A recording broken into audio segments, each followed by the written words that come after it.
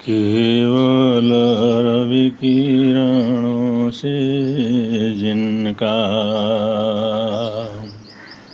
संपूर्ण प्रकाशित है अंतर, उनकी वाणी में होता है तत्वों का सुंदरतम दर्शन। सत्य दर्शन बोध चारित्र पथ पर अविरल जो बढ़ते हैं मुनिगण, अरहत देव परम आगम गुरु को, अरहत देव परम आगम गुरु को शत शत वंदन, शत शत वंदन, शत शत वंदन, शत शत वंदन।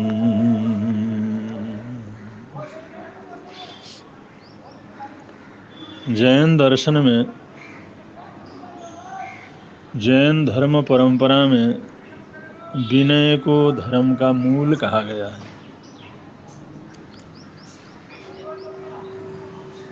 अगर कोई धर्मात्मा है तो उसके जीवन में विनय की वृत्ति होनी चाहिए। कोई व्यक्ति अच्छा नागरिक है, अच्छा गृहस्थ है, अच्छा परिवारजन है, अच्छा किसी का मित्र या दोस्त है, धर्म का मतलब यहाँ पर अच्छा आदमी होने के लिए, अच्छा व्यक्ति होने के लिए, अच्छा नागरिक होने के लिए। किसी भी महकमे में अगर अच्छा होना हो तो उसके लिए सबसे पहला अभ्यास विनय धर्म का करना चाहिए। विनयो धम्मस्य मूलम, विनय सभी अच्छाइयों का मूल है। सभी सद्भावों का, सभी अच्छाइयों का, सभी श्रेष्ठताओं का जो मूल है वो विनय धर्म है। जहाँ विनम्रता होती है वहाँ पर सुनने की शक्ति भी होती है, समझने की ताकत भी होती है, दूसरों का मान और सम्मान करने की वृत्ति भी रहती है। जहाँ विनम्रता होती है वहीं पर प्रतिकार की भी शक्ति होती है। जहाँ पर विनम्रता का बल होता है, हम सबको सम्मान देते हैं, तो कभी कोई गलत बात हो तो उसका प्रतिकार भी बड़ी दृढ़ता से कर सकते हैं। तो विनय जो धर्म जीवन में है, विनय का भाव है, विनय का अभ्यास है, उससे आत्म बल बढ़ता है, सोचने की ताकत बढ़ती है, सत्संग करने की वृत्ति बढ़ती है। विनय से ज्ञान गुण की वृद्धि होती है, समझ बढ़ती है। और समझ ऐसी बढ़ती है जैसे तैलबुंदम जले तैलबंधु, जैसे जल में तेल का बूंद अगर पड़े तो पूरा उस बर्तन में फैल जाता है। जितना भी वो पानी है सब में वो तेल पूरी तरह चारों तरफ फैल जाता है, भर जाता है। तो उसके तैल बिंदु के समान, जैसे तैल बिंदु जल के ऊपर फैल जाता है, ऐसे ही विनम्रता का जो गुण जीवन के अंदर होता है उससे ज्ञान की बड़ी परिवृद्धि होती है, ज्ञान फैलता है, ज्ञान की एक अद्भुत स्थिति पैदा होती है। तो इसलिए विनय, विनय धर्म, विनय का अभ्यास, इसको समझना भी चाहिए और उसको जीवन में अपनाने का प्रयत्न भी करना चाहिए, क्योंकि उसके बिना अच्छे जीवन की शुरुआत नहीं हो सकती। और विनम्रता की कमी, विनम्र न होना, अगर आज हम कोई विनम्र नहीं है, विनय धर्म को पालन नहीं करता है, तो वो बड़ा होने पर भी जो उसकी कर्तव्यशीलता है वो पूरी नहीं हो सकती। एक बेटा अगर विनम्र नहीं है, विनय धर्म को पालन नहीं करता है, तो बाप होने के बावजूद भी, वृद्ध होने के बावजूद भी वो योग्य नहीं हो सकता, श्रेष्ठ नहीं हो सकता।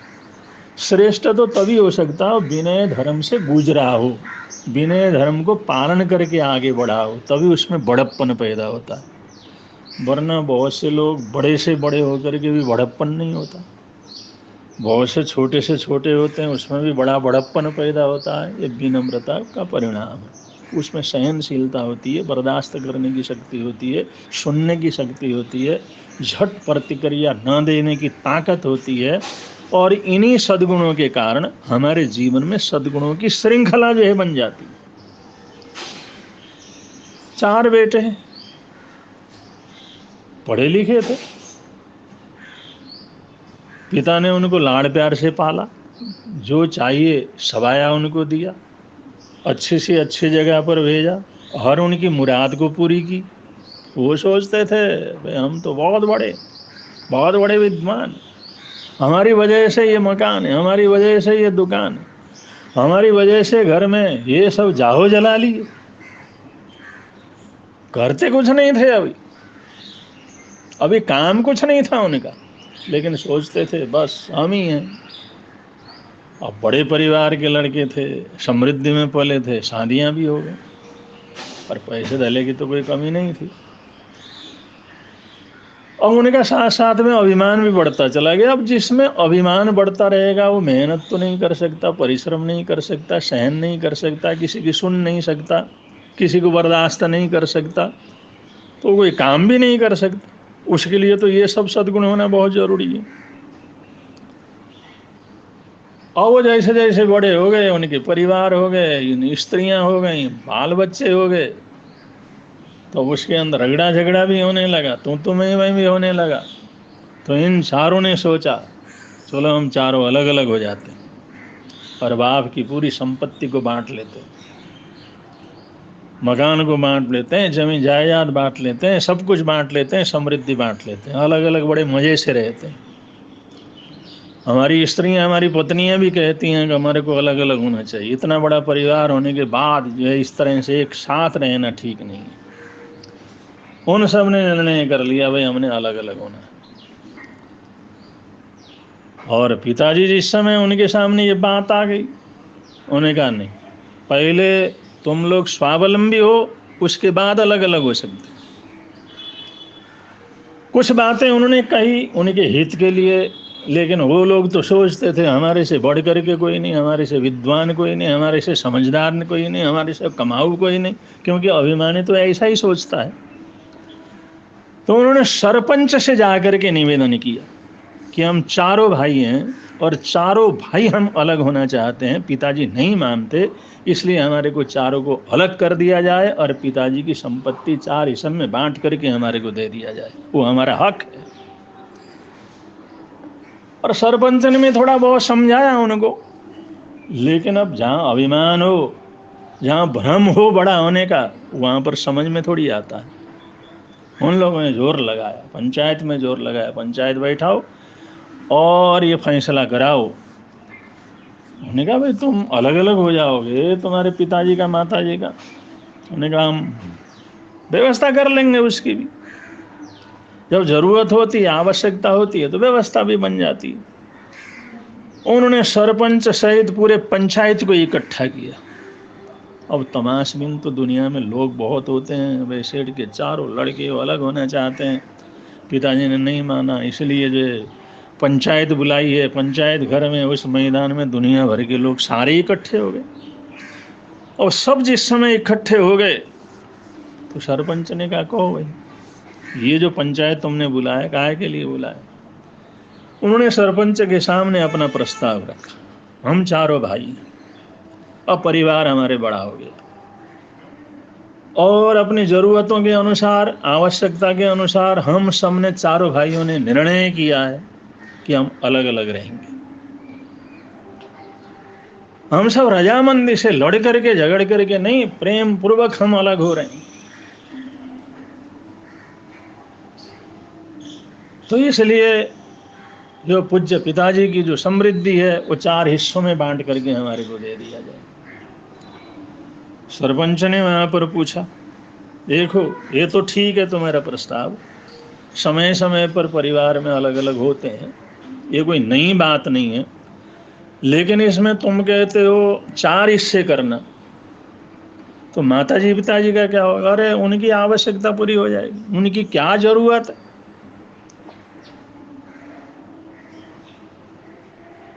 तो या तो उनको एक हिस्से 5 हिस्सा करके एक हिस्सा उनको देना पड़ेगा, वरना उनकी व्यवस्था भी तो चाहिए। चारों लड़कों ने वहां पर कहा, भाई व्यवस्था की क्या बात, अलग से वो क्या करेंगे, हम 3-3 महीने उनको अपने पास रख लेंगे, चारों भाई हैं, 3-3 महीने रख लेंगे, इनका काम बड़े आराम से चल जाएगा। अब जिस समय ये बात हुई, लोग भी सोचने लगे, देखो बेटों को हम पालते हैं, पोसते हैं, पढ़ाते हैं, बड़े करते हैं, लेकिन समय आने पर वो किस तरह से बाप से आगे होकर के, सिर पे होकर के बोलते हैं। सारी दुनिया देख रही थी, सारा सारा गांव उस चीज को देख रहा था।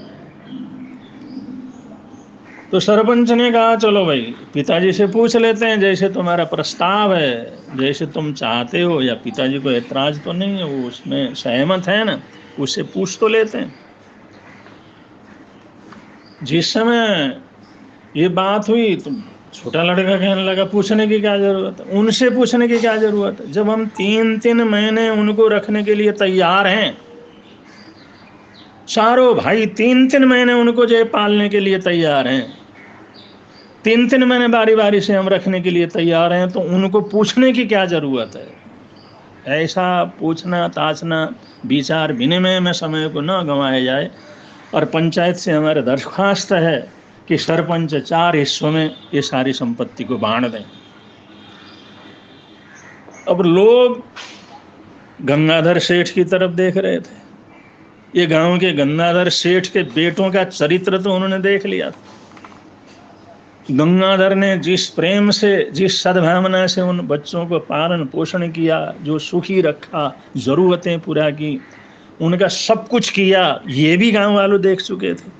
अब वो लोग, उनके जीवन में किस तरह के कांटे पैदा हुए हैं, माँ बाप के प्रति किस तरह की भावना पैदा हुई है, ये भी पूरे गांव वालों ने देखा। और वो भी समझ गए, भाई जैसे गंगाधर ने गलती की है, इसी प्रकार की गलती, लाड़ प्यार इसके अंदर हमारे को नहीं करना चाहिए, किसी को भी नहीं करना चाहिए। थोड़ा संयम से अपने जीवन को आगे बढ़ाना चाहिए। तो सीख वो ले ही रहे थे, और सभी लोग ये देख रहे थे, क्योंकि वो गंगाधर सेठ, गंगाधर सिर नीचा करके सब सुनते रहे। लेकिन जिस समय उन्होंने कहा उनको पूछने की जरूरत नहीं है, सरपंच इसका बंटवारा कर दें, तो सरपंच ने क्या, सारा पंचायत, सारे लोग ये तैयार हैं कि हम जो है इन लड़कों के आग्रह के अनुसार इसका बंटवारा कर दें। उसी समय अंगड़ाई लेकर के गंगाधर सेठ खड़े हुए, और गंगाधर सेठ जिस समय खड़े हुए और उन्होंने कहा, सारी बातें इन बच्चों की आप लोगों ने सुन लिया, और उन्होंने जो है 4 हिस्से में इसका बंटवारा करने का, और ये सारी जिम्मेवारी सरपंच को डाला है, सरपंच इसका बंटवारा कर दें। मैं कहता हूं इस घर का मालिक मैं हूं, अभी मैं जिंदा हूं, अभी मैं काम भी करता हूं, अभी मैं लाचार नहीं हूं, अभी मैं अपाहिज नहीं हूं। घर परिवार का निर्णय घर का मुखिया करता, घर का रगड़ा झगड़ा घर के अंदर निपटाया जाता है, घर के अंदर ही उसका फैसला किया जाता है। ये हमारी एक पद्धति है। अगर घर में अगर ऐसा नहीं होता है, तो घर में सारे सम्मति से अगर कुछ भी नहीं होता, तब जाकर के कोई जो है ये रगड़ा झगड़ा पंचायत के पास पहुंचता है। जब मैं घर में मौजूद हूं, फैसला देने वाला हूं, तो ये पंचायत में आने की जरूरत भी नहीं थी। चलो आ गए, कोई बात नहीं, ठीक है आ गए, कोई बात नहीं। उन्होंने मेरी सलाह मशवरा नहीं ली, वो पंचायत में आ गए, पंचायत को इकट्ठा कर दिया, चलो कोई बात नहीं, मैं भी उसको जो है कोई ऐसी बुराई नहीं समझता, ठीक है ऐसा हो जाता है, सरपंच है, पंचायत है, उसके अंदर आए। लेकिन फैसला, इसका जो फैसला है ना, ये जो बंटवारा और फैसला है, ये सरपंच नहीं करेंगे, गंगाधर सेठ करेगा। ये गंगाधर सेठ करेगा, क्योंकि अभी मैं उस सारी संपत्ति का मालिक हूं और मेरा फैसला ये है कि ये लड़के ये कह रहे हैं 3-3 महीने के लिए हम पिताजी को रखेंगे, माँ को रखेंगे, उनका पालन पोषण करेंगे। मैं इस पंचायत के अंदर कहता हूं, आज के बाद जिन्होंने रहना है 3-3 महीने के लिए एक एक बेटे को परिवार सहित मैं अपने घर में रखूंगा और 3 महीने के बाद उन्होंने कहाँ रहना है, कहाँ क्या करना है, कैसे कमाना है, कैसे खाना है, ये जिम्मेवारी सब उनकी हो गई। मैं जिम्मेवारी लेता हूं 3 महीने के लिए एक एक बेटे को मैं अपने घर के अंदर शरण दूंगा, उनकी जरूरतों को पूरा करूंगा, उनकी आवश्यकताओं को पूरा करूंगा, उनके बाल बच्चों को पालन करूंगा, उनको कोई तकलीफ नहीं दूंगा। लेकिन 3 महीने के बाद जिन्होंने करना है, जो करना है वो फैसला करें। आज ये मेरा फैसला है, 3 महीने के ज्यादा एक भी बेटा मेरे घर के अंदर मेरे पास नहीं रह सकता। जिस समय ये फैसला पिता ने दिया, उन्होंने कहा क्या ये फैसला आप सबको मंजूर है? सारे गांव वालों ने, सारे पंचों ने, सारे सरपंचों ने खूब खूब जो तालियां ठोक करके इसका समर्थन किया। खड़े होकर के उन्होंने समर्थन किया कि गंगाधर सेठ बिल्कुल सही कहते हैं, बिल्कुल सही कहते हैं। गंगाधर सेठ ने जो फैसला दिया है वो सारा गांव, सारे पंच और सरपंच उसको स्वीकार करते हैं कि आज के बाद इनका एक एक बेटा इनके पास 3 महीने के लिए रहेगा और उसके बाद जहां इन्होंने रहना है, जहां जाना है, जो करना है उसकी व्यवस्था वो कर लेंगे। इसी बात के ऊपर वो जो है पंचायत वहां पर विसर्जित हो गई। और आगे इन लोगों की हालात क्या हुई होगी ये तो आप लोग अनुभव कर सकते हैं।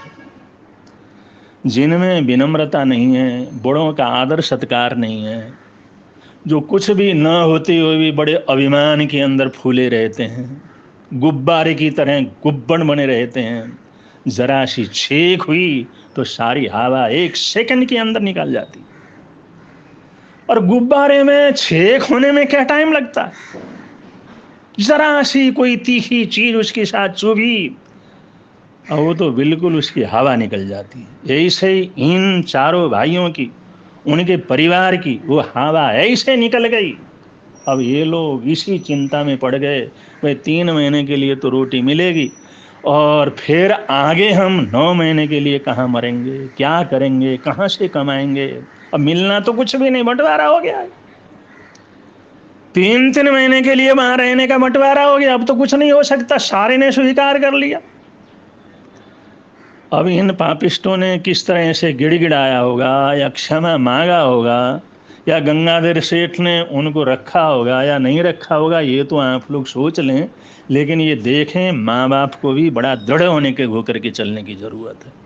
सब कुछ देते हैं तो उनको इंसानियत भी देना चाहिए।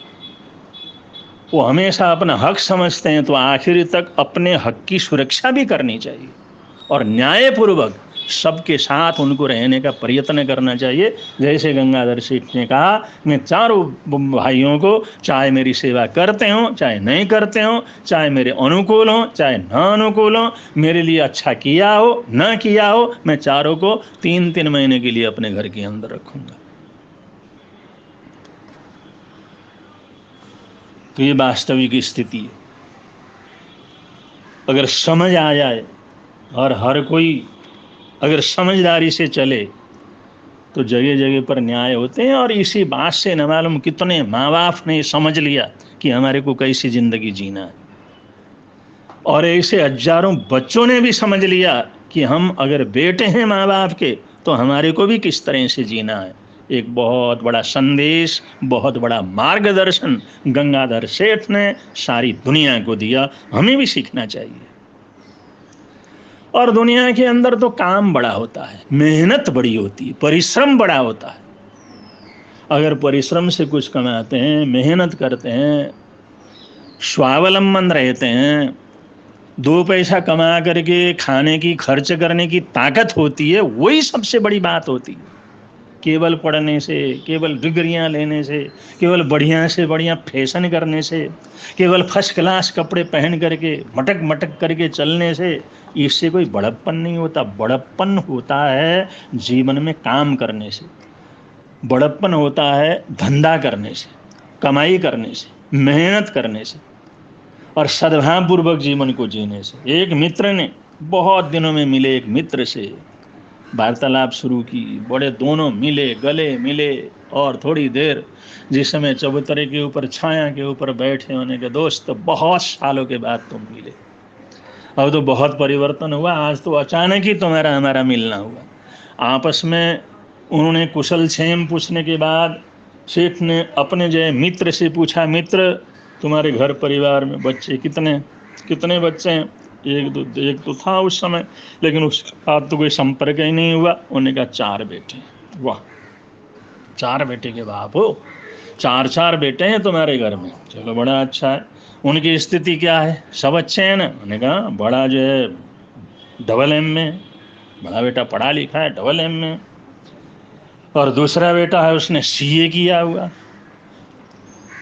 वो भी बड़ा पढ़ा लिखा है, सीए की परीक्षा उसने सब पास कर ली। और तीसरा वो बीटेक है, वो भी बड़ा पढ़ा लिखा।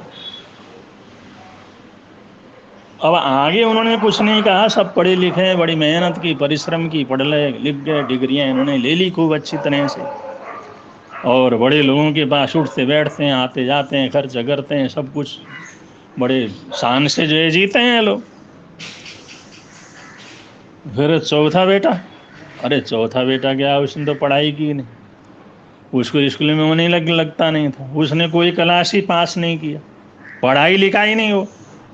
लगा अरे तुम्हारा इतना एजुकेटेड पढ़ा लिखा परिवार है, और सारे बेटे इतने बड़ी बड़ी डिग्रियों को प्राप्त करने वाले, वो छोटा अनपढ़ जिसने पढ़ाई नहीं, उसको अपने घर में क्यों रखते? उसको निकाल क्यों नहीं देते? अलग क्यों नहीं कर देते? वो सेठ कहने लगा, दोस्त उसको अगर घर से निकाल दें तो हम रहेंगे कहाँ? अगर उसको हम घर से निकाल देंगे तो खाएंगे क्या? उसको हम घर से निकाल देंगे तो हम पहनेंगे क्या? मैंने कहा इसका मतलब, अरे समझे नहीं तुम? वो सबसे छोटा बेटा जिसने पढ़ाई नहीं किया, और उसने शुरू से उसकी सिलाई की भावना थी, और सिलाई स्कूल के अंदर गया, सिलाई उसने सीख ली, डिग्री तो कुछ नहीं ली, लेकिन सिलाई के अंदर एक्सपर्ट है। और वो उससे ही, जो सबसे छोटा अनपढ़ है, जो सिलाई का काम करता है, उससे ही हमारे घर का खर्चा चलता है, उससे हमारी रोटी चलती है। ये जो हम वस्त्र वगैरह पहनते हैं, ये सारे चारों लड़के सब पहनते हैं, उसकी कमाई से पहनते हैं। जो कुछ भी खर्च करते हैं, आते जाते हैं, जो भी जेब खर्च मिलता है, वो सारा का सारा सबसे छोटा बेटा खर्च करता है। उसको निकाल लेंगे तो रहेंगे क्या? हम तो जीरो हो जाते हैं। इस घर का सब कुछ चलाने वाला तो वही है, तो उसको कैसे निकाल देंगे?